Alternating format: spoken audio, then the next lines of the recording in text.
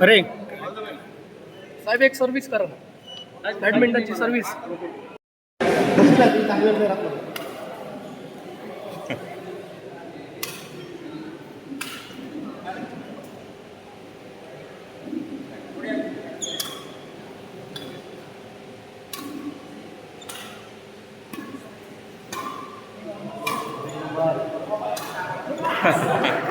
मध्ये येऊ ना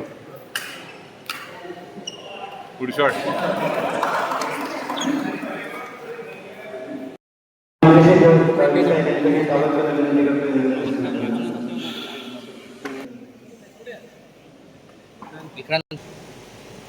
विनायक देवया देवया.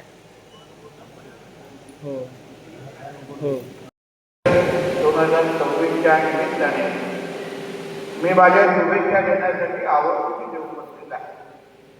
खरं म्हटलं तर काय निर्णय ठरलं होतं तो मुंबईमध्ये असलेला पावसाळा आणि आताही माझं फ्लाईट दोनदा लँड होण्याचा प्रयत्न करत होतो. वरती गेलं परत आलं, वरती गेलं परत आलं. मला वाटतं ते वरतूनच हे नगराध्यक्ष बघायला मिळत आहे अशी परिस्थिती एकत्रित पावसामुळे झालेली आहे. पण आमच्या नगराध्यक्ष मॅडमचं खरं म्हटलं तर कौतुक करायला हवं, आमच्या सगळ्या टीमचं कौतुक करायला हवं की या नगराध्यक्ष चषकच्या निमित्ताने ज्या इंडोर गेमच्या बाबतीत जे काय आहे त्याला प्रोत्साहन देण्यासाठी आणि त्याला व्यासपीठ निर्माण करण्यासाठी एक चांगली स्पर्धा या निमित्ताने आज आयोजित केलेली आहे. या पद्धतीचे जे काही गेम आपण सगळेजण हे जे काही करून खेळणार आहे आपण सगळेजण जरा एक मिनिटासाठी विचार करायला पाहिजे की आजची पिढी किती वेळ हे सगळं गेम खेळणार. आणि आपण जेव्हा सगळे लहान होतो तेव्हा ह्या गेमच्या शिवाय दुसरे गेमच नसायचे किंवा आता मोबाईलच नसायचा. आणि म्हणून आजच्या धावपळीच्या जीवनामध्ये जेव्हा मोबाईल शिवाय आपण एक मिनिट जात नाही.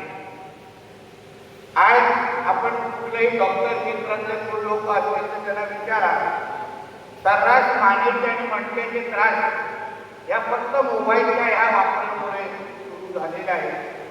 आणि त्याच्यामध्ये अशा पद्धतीचे एक चांगली स्पर्धा आयोजित करणं, त्याच्यामध्ये कॅरम असो, बुद्धिबळ असो, बॅडमिंटन असो, चांगल्यात चांगले इंडोर गेम्सला जे चालना देण्याचं काम, प्रोत्साहन देण्याचं काम या आमच्या नगराध्यक्ष आणि त्यांच्या सगळ्या टीमनी केलं आहे. त्यासाठी मी निश्चित मंत्री त्यांचं कौतुक करीन आणि त्यांचं अभिनंदन करेन. अशा पद्धतीच्या स्पर्धा जास्तीत जास्त झाल्या पाहिजे असं मानणारं नाही. कारण का अशा पद्धतीच्या स्पर्धेमुळे समाजामध्ये एक चांगला संदेश जातो की आपण कधीतरी काही काळ हा मोबाईल बाजूला ठेवून आपल्या शरीराकडे लक्ष दिलं पाहिजे, आरोग्याकडे लक्ष दिलं पाहिजे. याही महत्वाच्या गेमच्या माध्यमातून आपला व्यक्तिमत्वाचा पण विकास होऊ शकतो. पर्सनॅलिटी डेव्हलपमेंट ज्याला आपण म्हणतो तेही या निमित्ताने होऊ शकतं. असं एक चांगला संदेश या नगराध्यक्ष चषकच्या निमित्ताने आपल्या सगळ्यांनी या निमित्ताने मिळालेला आहे. खरं म्हटलं तर हे सगळे गेम तुम्ही आवर्जून अगर त्यांचा अभ्यास केला आमच्यासारख्या सगळ्याच राजकीय कार्यकर्त्यांसाठी या गेममधून असंख्य गुण घेण्यासारखे आहे, शिकण्यासारखे आहे. एकजुटीने राहिलो तर आपण मॅच कसं जिंकू शकतो.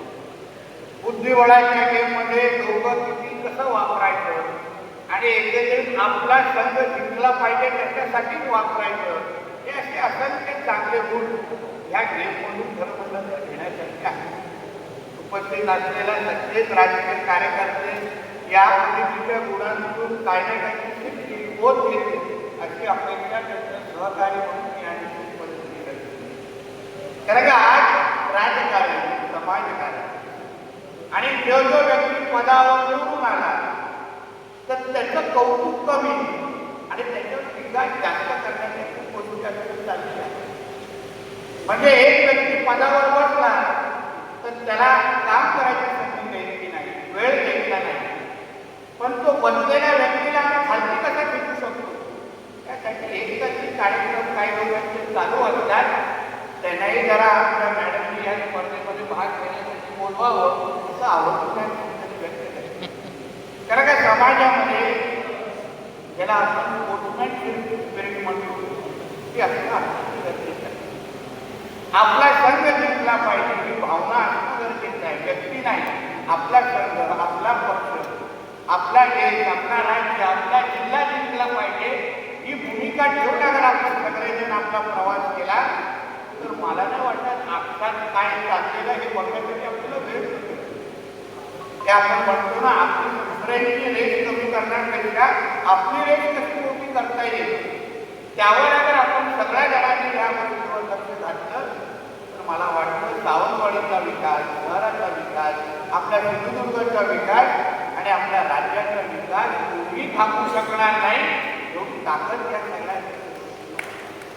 आणि म्हणून आज काय ह्या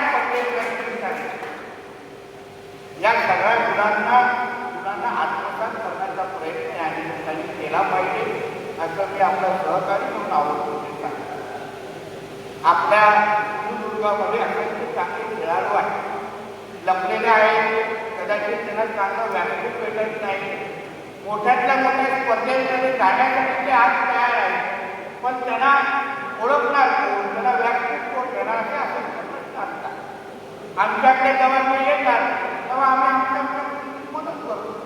पण अशा सगळ्या स्पर्धेत त्याच्या त्याच्या खेळाडूंना ओळख नाही किंवा बाजूला करून त्यांना मोठ्या व्यासपीठावर पोहोचवण्याची चांगली सुवर्ण संधी आम्हाला सगळ्यांना निमित्ताने. म्हणून इकडे जे काही भाग घेणारे ते चांगले म्हणजे खेळाडू आहेत, म्हणजे भाग घेणारे सगळे तरुण आहेत.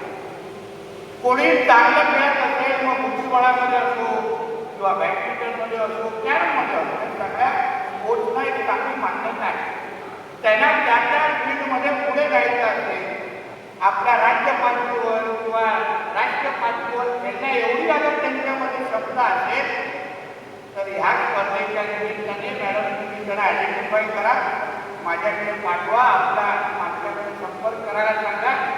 राज्य सरकार म्हणून, शासन म्हणून त्यांना जी मदत लागेल ती आपण निश्चित पद्धतीने करू. हा विश्वास सगळ्याच्या खेळाडूंना शेवटी आपल्याकडून पण विश्वनाथ आनंद तयार झाले पाहिजे. आपल्याकडे पण बॅडमिंटनमध्ये चांगल्यातल्या चांगले खेळाडू आंतरराष्ट्रीय पातळीवर, राष्ट्रीय पातळीवर खेळताना दिसतात. तेही आपल्याकडे तयार झाले. त्याच्या नुसतं बुद्धिबळ आपण एक दुसऱ्याला कापण्यासाठी वापरू, पण चांगल्या बाबतीमध्ये पण बुद्धिबळाचा वापर करायला पाहिजे आणि संदेश या ठिकाणी केला पाहिजे. त्याचबरोबर आज पूर्ण या निमित्ताने इमारत बघितल्यानंतर, सोयी बघितल्यानंतर जिल्ह्याचा पालकमंत्री म्हणून इथून दिसतं येऊन मी जाणार. मला प्रामाणिक वाटतं सावंतवाडी असो या प्रमुख शहरांमध्ये असलेले एक जे काही स्पोर्ट्स जिमखाना आहे, इकडच्या सुविधा आहेत, ते अजून चांगल्या कशा होतील यावर आपल्या सगळ्या जणांचं खरं म्हणजे लक्ष असलं पाहिजे. नाहीतर सुद्धा दुसऱ्याच राज्याच्या, दुसऱ्या जिल्ह्यांच्या खेळाडूंची आम्ही सत्कार करत बसतो आणि आमच्या शहरातल्या जिमखान्याची अगर ही अवस्था असेल तर आमच्याकडून काय खेळाडू तयार होणारच नाही असं मानलं नाही. आणि म्हणून मी ह्या निमित्ताने आमच्या सगळ्या टीमला, मॅडम असो, नगरसेवक असो, तुम्हाला सगळ्यांच्या खांद्यावर जबाबदारी टाकणार आहे. तुम्ही या पूर्ण जिमखान्याची परत एकदा चांगल्या परिस्थिती आणण्याचा डागडुजी असो किंवा त्याला काही दुसरं नाव द्या, त्यासाठी लागणारा जे काही एस्टिमेट आहे आपल्या सगळ्या जणांनी तयार करून माझ्याकडे पाठवायला लागेल. आपण एकत्र बसा, बरोबर घ्या मॅडम, तुम्ही एस्टिमेट तयार करा. राज्य शासनाच्या क्रीडा खाता असो, नगर उद्यान असो, पालकमंत्री निधी असो, सिंधुदुर्ग असो, कुठेही जाईल, पण पुढच्या काही वर्षामध्ये आपल्या सावंतवाडी जिंकताना हा दर्जेदार असला पाहिजे या